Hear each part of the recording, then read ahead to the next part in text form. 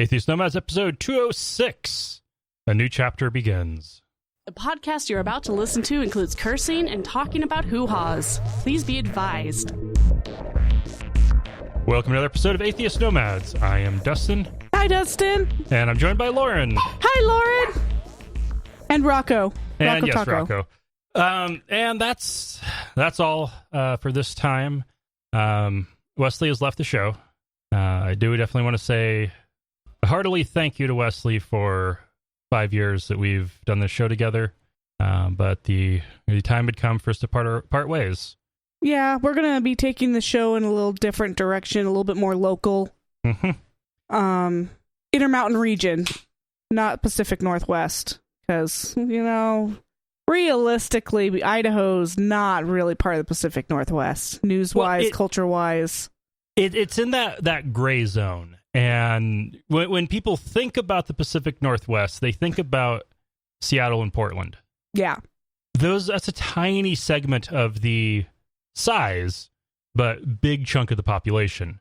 And when you get outside of those cities, it looks a lot more like Idaho. But the rest of the Intermountain West looks a lot like Idaho. Yeah. Period. So, yeah, total shout-outs to all the podcasts from Wyoming and Montana and Utah and such as Waiting for Wrath, Atheists on High, and Utah Outcasts. Woo!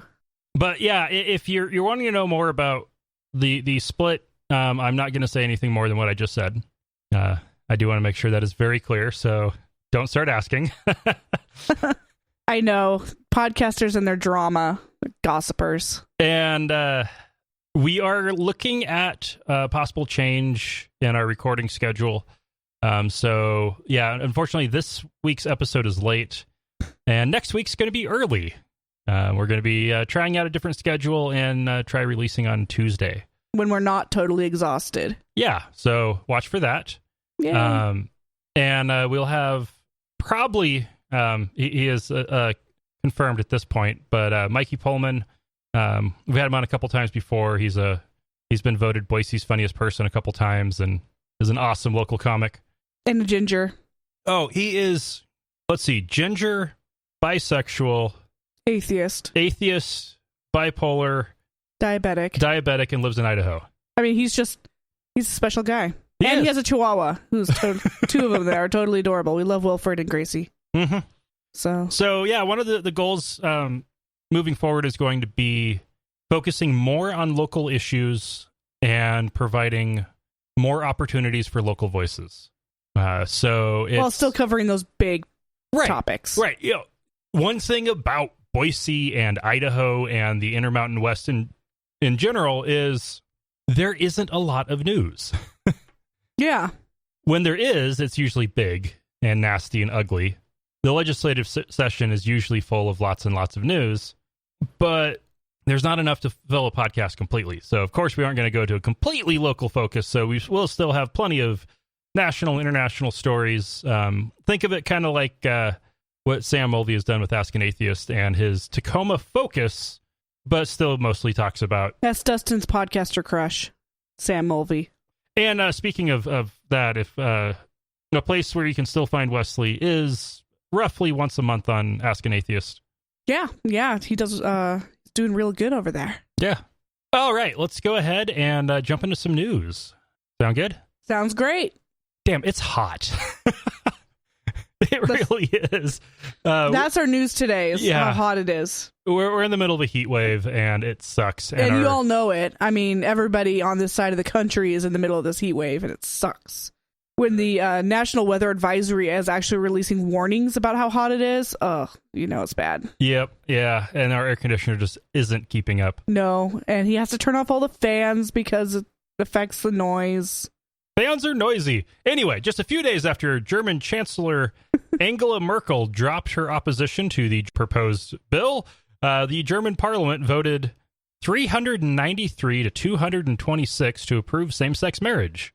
All right. The legal code will now read, marriage is entered into for life by two people of different or the same sex. Oh.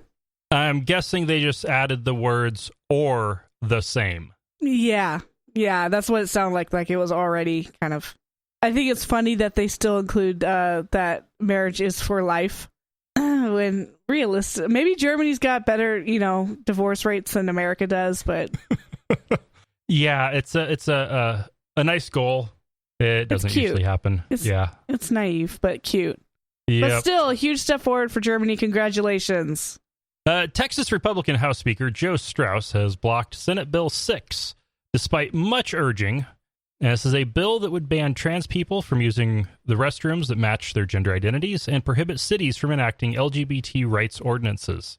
He thinks these concerns are, quote, manufactured and unnecessary. Yes, a high-ranking Republican in Texas thinks concerns about trans people using the bathroom is stupid. And cities passing ordinances guaranteeing rights for gays, lesbians, bisexual, and trans people, that thinks that is all manufactured and unnecessary to do. That is awesome. Because it is. Yeah. All manufactured and unnecessary. It really is. All the concerns around it, all of the fears about trans people raping children, men pretending to be women to go rape little girls. It doesn't happen. Doesn't work like that. As he put it, Joe Strauss, I'm not a lawyer, but I'm a Texan. I'm disgusted by all of this. Tell the lieutenant governor I don't want the suicide of a single Texan on my hands. That is deep. Teen suicide, even adult suicide. If you fit inside of one of those letters, it's a huge risk. Mm-hmm. And I'm glad that this guy is actually facing the music and not hiding, or actually respects these lives enough to not hide his head in the sand. Now, he also does have concern that if they were to pass it, they'd lose billions of dollars, just like North Carolina has. And that is a legitimate reason. That is too, yeah. It is legitimate to look at something that at face value you would probably support, assess whether or not is based on real concerns, because you really shouldn't be passing laws written to solve problems that don't exist. Like the Sharia law stuff. Yeah. And then look at the consequences that passing that law would have. And Boise just got a huge convention, its first big convention, because North Carolina passed that law and the convention organizers didn't want anything to do with that. Very cool. Yeah. Missouri's new abortion bill is bad, but not as bad as initially reported, including by me on the Facebook page. Very nice. Contrary to early news reports about it, it would not allow for discrimination against women who have had abortions or who use contraceptives, but it does weaken the protections that St. Louis has tried to put in, and it does allow for discrimination against abortion providers. Yeah, well, that sucks. It still sucks, but it doesn't suck as bad. Attacking the individual women that's just mean. That's just cruel. Going after the providers, I think, is still redonkulous, but not as bad as attacking individual people. Right. Through discrimination. And the reason why the story got blown out of proportion was because it specifically tries to overturn St. Louis's, as the article puts it, their ordinance to make St. Louis an abortion sanctuary city.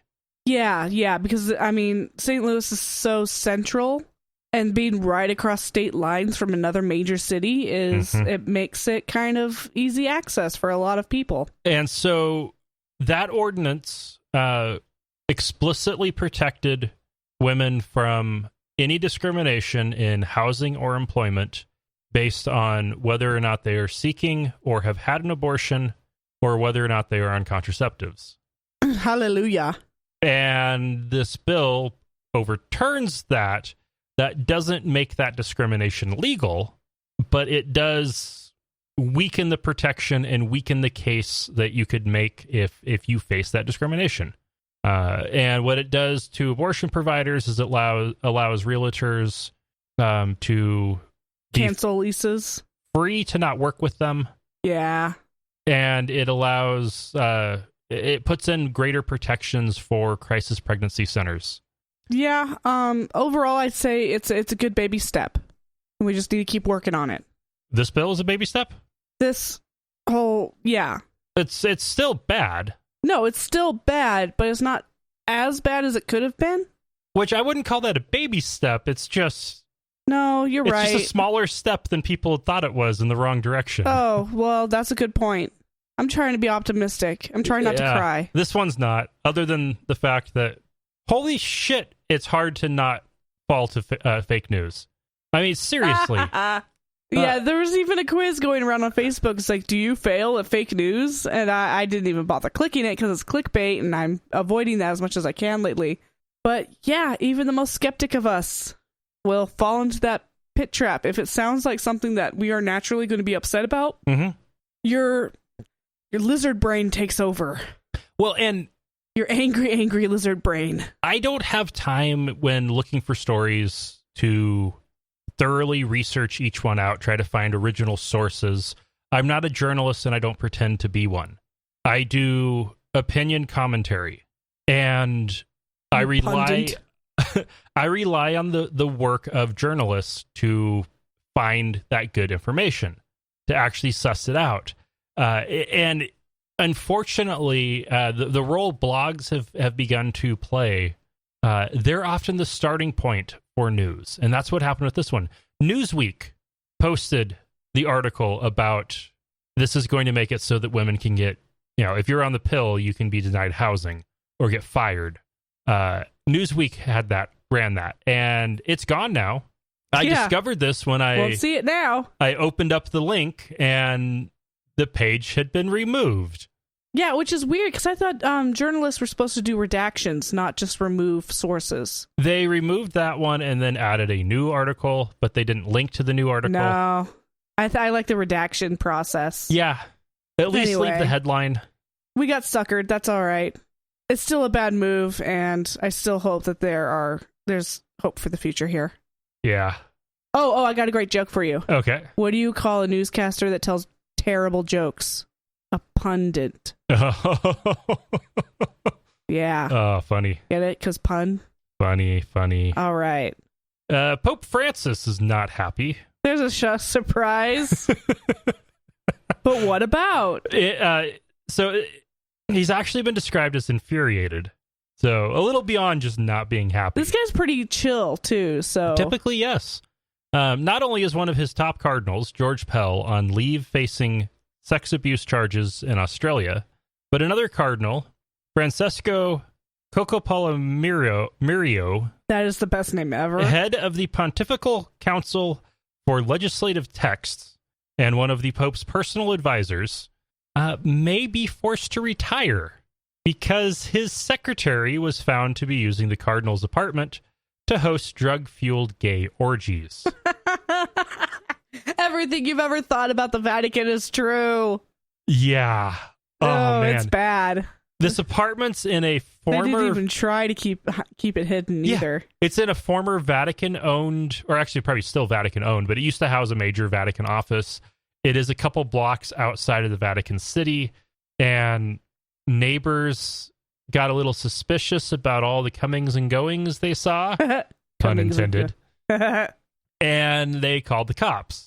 And the cops opened up the door, and they found a priest using his boss's apartment with a bunch of men doing drugs and having sex. Yeah, so Dustin and I were discussing how there's a hierarchy of sin when it regards to sex, and how masturbation seems to be at the worst of the worst. Right. So this may not be 100% accurate today, but at least was historically, and Catholic tradition tends to become dogma. So this probably is, at least to some effect, still valid. And the hierarchy is basically all sex is bad, period. The least bad is procreative sex between a man and his wife. The next least... breeders. The little bit more bad than that is not intentionally procreative sex between a man and his wife. And then below that is actively not procreating, having sex between a man and his wife. And then... So that's like contraceptive use, right? Oh, that would actually now probably be even worse than that. Oh. So like the rhythm method. Or pulling out versus the pill or a condom. And then below that is having sex with a woman outside of marriage. And then worse than that is hiring a prostitute. And then below that is a man having sex with another man. And below that is masturbation. So lesbians get a free pass? It's a relatively recent thing for people to be concerned about women. All right, lesbians, get a free pass. Like, if you read the Bible, it condemns man-on-man sex. Nowhere does it actually condemn woman-on-woman. Well, you're not wasting seed. Not that that is ever a concern, because a man can produce semen until he's dead. Yeah. So... But what's crazy is that the Vatican has, or the Catholic Church with a hierarchy like that, and yeah, it's probably changed a little bit, but it's ridiculous. There should be a line between good and bad, and on the good side, you put all consensual sex. Consensual adult sex. Yep. And then on the bad side, you put all non-consensual sex. Which includes children, because children cannot legally consent. Yes. So actually what the guy did, besides the drugs, I think is totally legit. Because these guys don't have a choice. You can't masturbate. You can't be caught with a prostitute. Although, better off to be caught with a prostitute. Yeah, well, they just were doing tons of drugs and not paying attention. No, it was a big enough deal that in late medieval, early modern Florence, the bishop was the biggest pimp in all of Europe. And he ran brothels to make sure there was enough prostitutes to make sure that men wouldn't be masturbating. Wow. Or, or having sex with each other.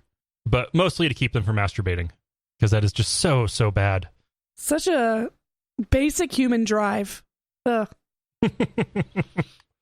I should break in to say that, as a reminder, I'm not going to be playing the normal bumpers because we're going to re-record those. We are proudly sponsored by Archway Hosting. They provide awesome, low-price, full-featured hosting solutions at, again, low prices. Check them out at archwayhosting.com. That's ARCHWAY hosting.com.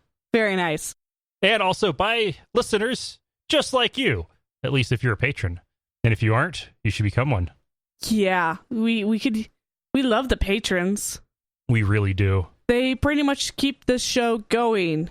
Otherwise, Dustin would just quit and go hide in a cave playing Civ 5.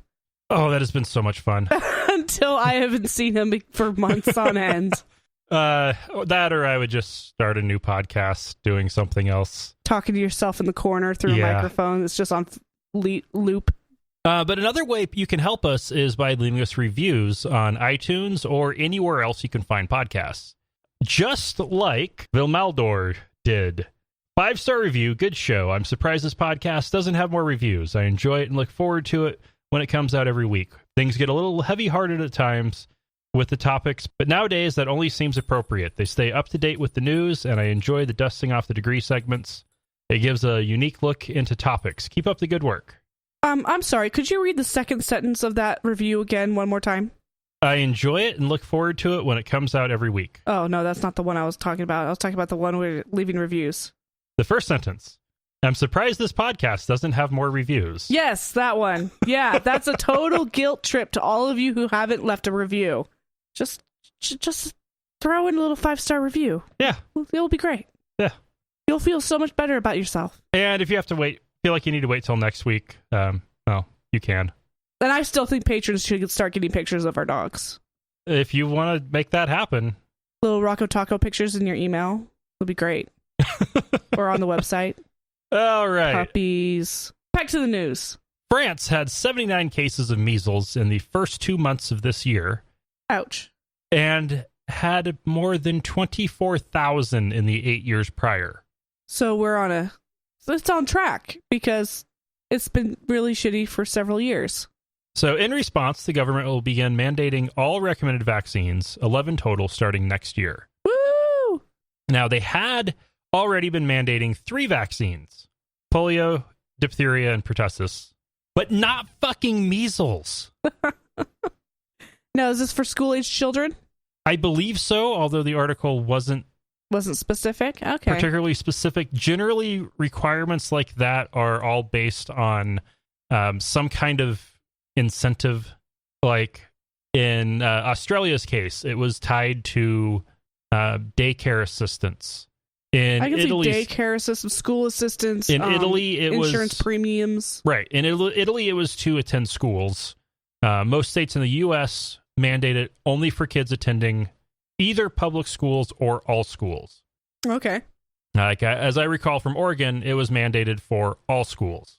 Right, because there's a lot of private schools out there that are just as in danger of catching measles.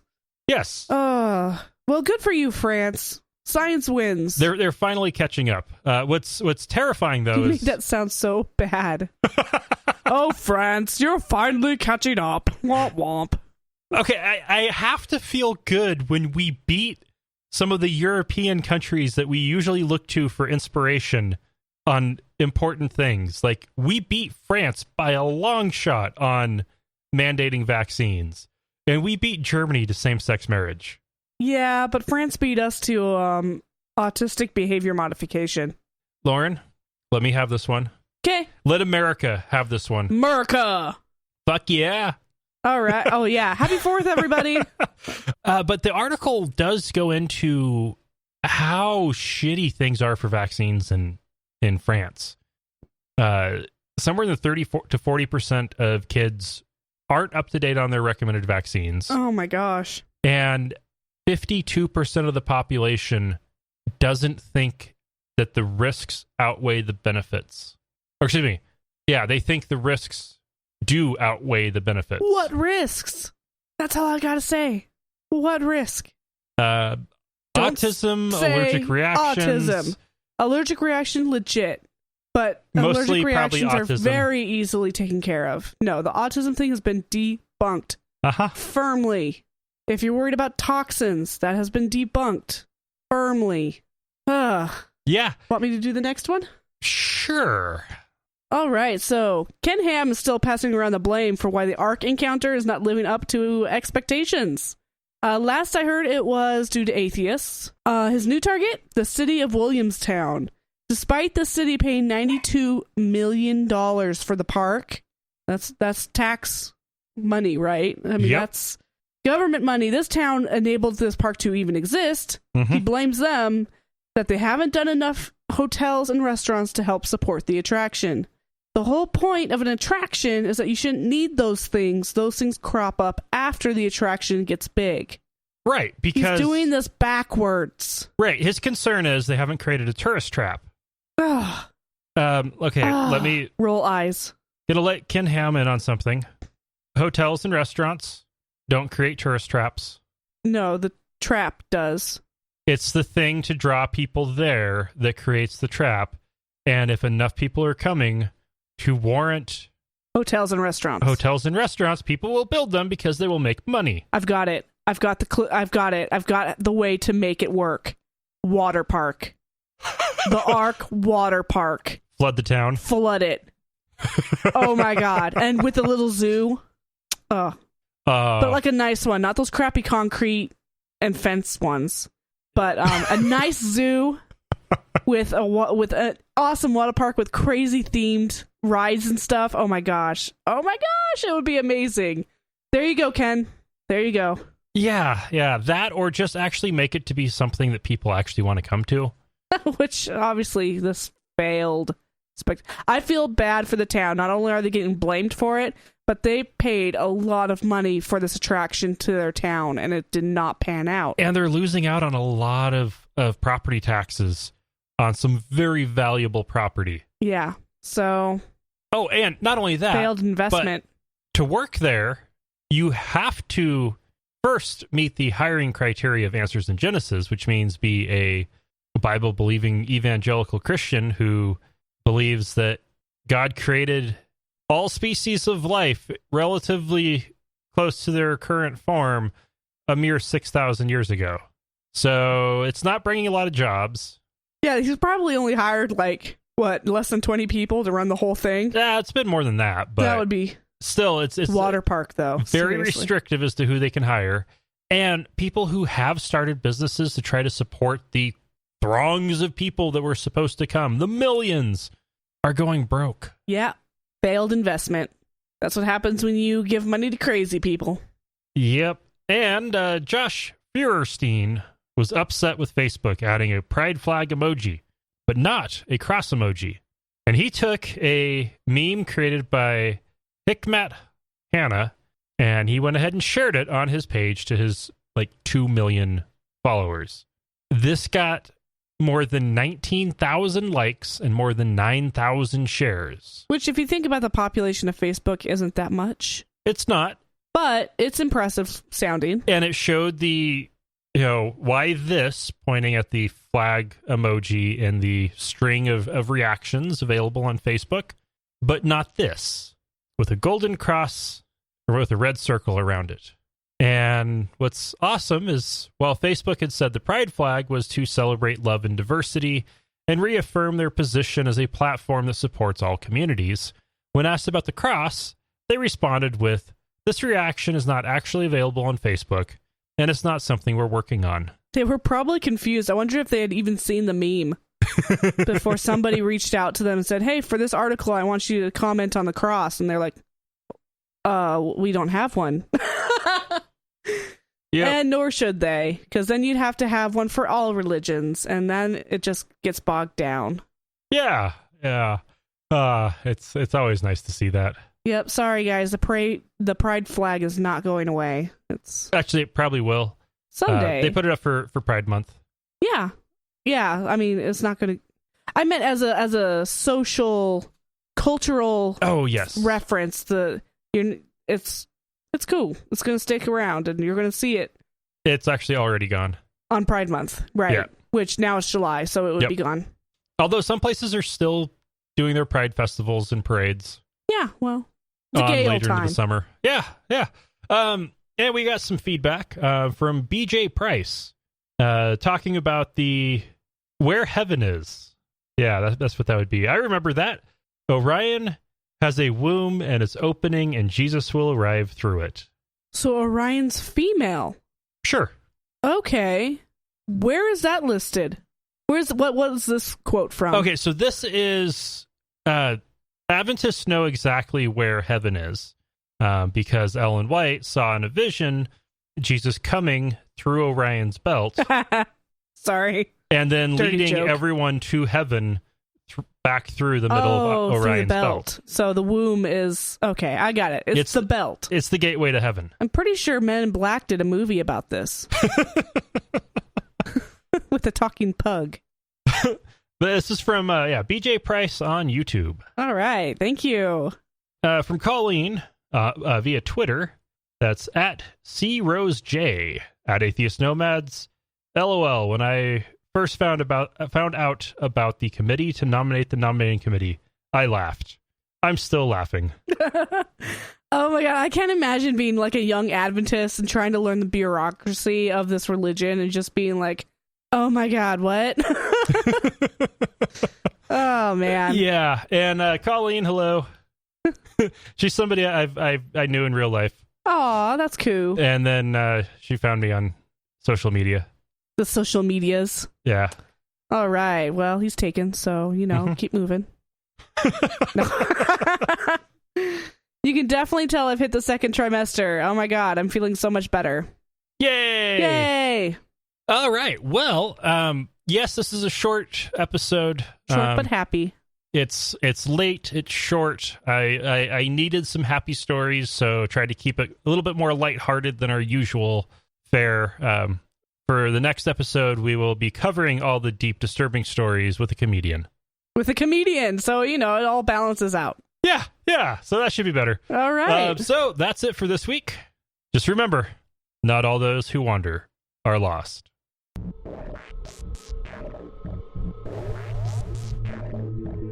Thank you for listening to another episode of Atheist Nomads. You can find show notes and contact information at atheistnomads.com.